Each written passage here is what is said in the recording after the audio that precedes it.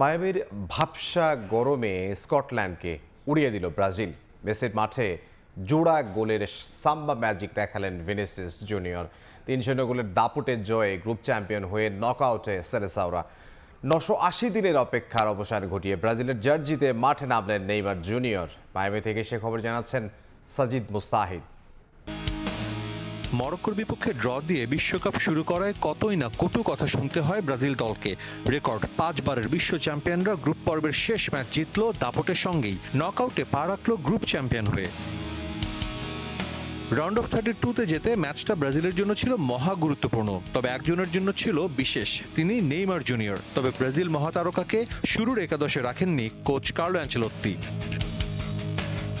স্কটিশদের বিপক্ষে এগিয়ে যেতে বেশি সময় নেয়নি 5 বারের বিশ্ব চ্যাম্পিয়নরা, তবে গোলটা পেয়েছে স্কটল্যান্ডের ভুলে। 7 মিনিটেই স্কোর শিটে নাম তোলেন ভিনি জুনিয়র। ম্যাচের 22 মিনিটে ভিনি জুনিয়র আবারও গোল করেন, তবে ফাউলের কারণে সে গোলটি বাতিল করে দেন রেফারি।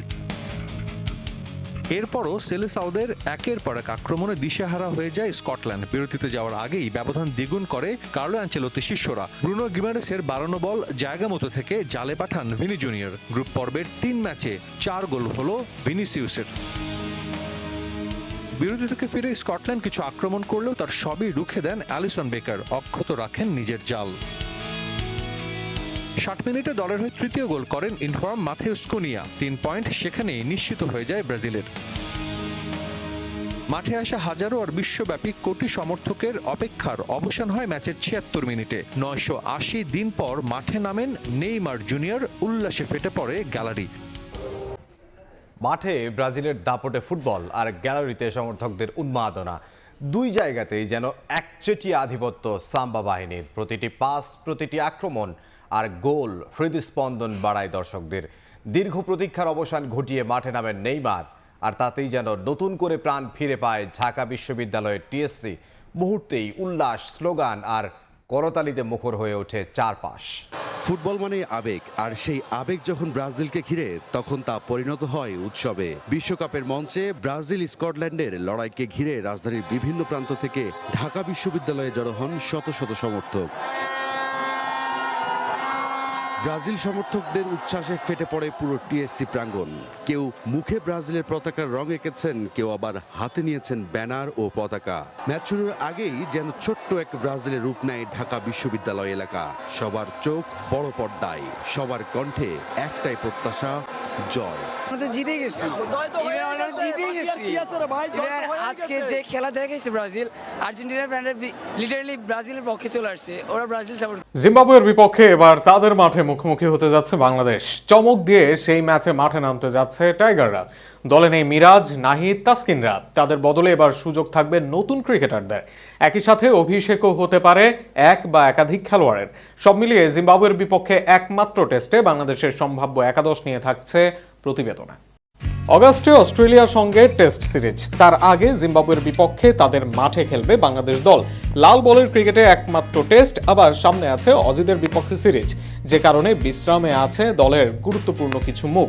সেখানে একমাত্র টেস্টের দলে আছেন অভিষিক্ত না হওয়া কিছু মুখ। তাদের মাঝে কে আসবেন একাদশে, কাদের নিয়ে হবে টেস্ট দল, তা নিয়ে চলছে আলোচনা। শর্টার ফরম্যাটের ওপেনার তানজিদ হাসান তামিম সর্বশেষ ম্যাচে নেমেছিলেন ওপেনিং পজিশনে। পাকিস্তানের বিপক্ষে ইনিংস বড় করতে না পারলেও শুরুটা খারাপ করেননি। আরও একবার এই ব্যাটসম্যানকে সুযোগ দিতে চাইবে বিসিবি। তার সাথে ওপেনার হিসেবে থাকবেন মাহমুদুল হাসান জয়। শেষ ম্যাচে 50-র জন্য আরও একবার সুযোগ পেতে পারেন এই ব্যাটার। অধিনায়ক নাজমুল হোসেন শান্ত আসবেন নাম্বার 3 পজিশনে। বর্তমান দলের অধিনায়ক, আবার এই ফরম্যাটের অন্যতম সফল ব্যাটার। জিম্বাবুয়ের বিপক্ষেও চাইবেন নিজের ফর্ম বজায় রেখে ম্যাচ জিততে। শান্তর পর 4-এ আসবেন আরেক ফর্মে থাকা ব্যাটার মমিনুল হক। টেস্টে নিজেকে অনন্য উচ্চতায় নিয়ে যাওয়া মমিনুল আবারও চাইবেন নিজেকে মেলে ধরতে। অজিদের বিপক্ষে সিরিজের আগে জিম্বাবুয়ের সাথে নিজেকে ঝালিয়ে নেবেন মুশফিকুর রহিম। শেষ বেলায় দারুণ কিছু করতে চাইবেন এই অভিজ্ঞ ক্যাম্পেইনার। নাম্বার 6-এ সাধারণত দলে আসেন লিটন দাস, স্কোয়াডেও আছেন তিনি। তারই বেশি সম্ভাবনা আছে ম্যাচ খেলার।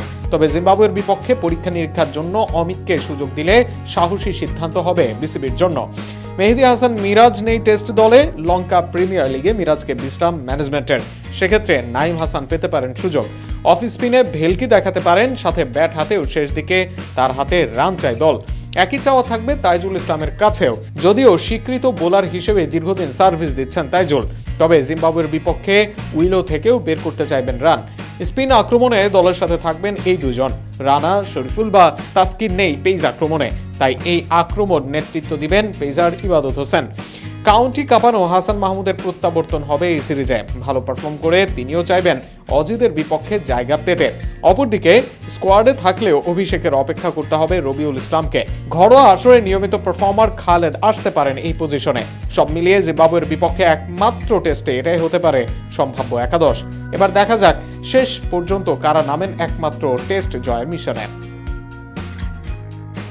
রাজ্যের চাপ দূরে ঠেলে স্বমহিমায় ফিরেছেন ক্রিস্টিয়ানো রোনালদো। স্বভাবসুলভ ভঙ্গিতে কামব্যাকটা উদযাপন করেছেন CR7। এমন দিনে মেসিকে নিয়ে বারবার প্রশ্ন করায় সাংবাদিকদের উপর খানিকটা বিরক্ত আর মেজাজও হারিয়েছেন পর্তুগাল অধিনায়ক।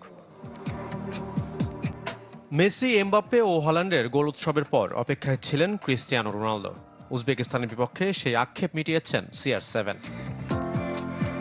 তাই তো গোল উদযাপনের পর দর্শকদের নিজে জানিয়েছেন, আই এম ব্যাক। 41 বছর বয়সেও যে ফুরিয়ে যাননি রোনালদো, তারই প্রমাণ আরও একবার মাঠে দিলেন পর্তুগিজ সুপারস্টার। তবে ম্যাচের পর চিরপ্রতিদ্বন্দ্বী লিওনেল মেসিকে নিয়ে সাংবাদিকদের প্রশ্নে বিরক্ত। গ্রুপ পর্বে 2 ম্যাচে আর্জেন্টিনার হয়ে হ্যাটট্রিক সহ 5 গোল মেসির। মিক্সড জোনে সাংবাদিকদের প্রথম প্রশ্নই ছিল বিশ্বকাপের নকআউট পর্বে মেসির মুখোমুখি হতে চায় কিনা রোনালদো, যেটা বিশ্বকাপে দুজনের সম্ভাব্য বিদায়ী ম্যাচও হতে পারে। প্রথমবার অবশ্য উত্তরটা ভালোভাবে দিয়েছেন রোনালদো। কি উত্তর দেব বুঝতে পারছি না, কারণ প্রশ্নটাই অর্থহীন। এমনটা হলে তো দারুণ হতো। তবে সবচেয়ে বড় বিষয় গ্রুপ পর্ব পার হয়ে সামনের লড়াইয়ের জন্য নিজেদের প্রস্তুত করা। আমরা জানি কলম্বিয়ার বিপক্ষে ম্যাচটা বেশ কঠিন হবে। প্রশ্নোত্তর পর্বের শেষে এক সাংবাদিক আবারও মেসিকে টেনে আনলে এড়িয়ে যান CR7। Ayer Lionel Messi marcó 2 goles, Mbappé, no, Haaland, y tú sigues demostrando que eres এখানেই শেষ নয়। পর্তুগাল অধিনায়ক বের হয়ে যাবার সময়ও মেসির হ্যাট্রিক প্রসঙ্গ তুলেন আরেকজন। তখন মেজাজ হারিয়ে বলে বসেন, অন্য কারো নিয়ে আমার মাথা ব্যথা নেই, এমবাপ্পেও গোল করেছে।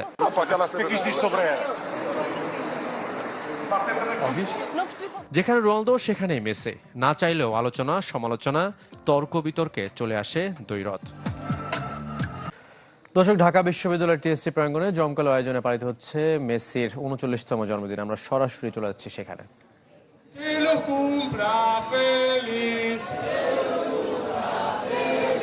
Okay, again. Vamos, otra vez. Que los cumpla feliz. Que los cumpla feliz.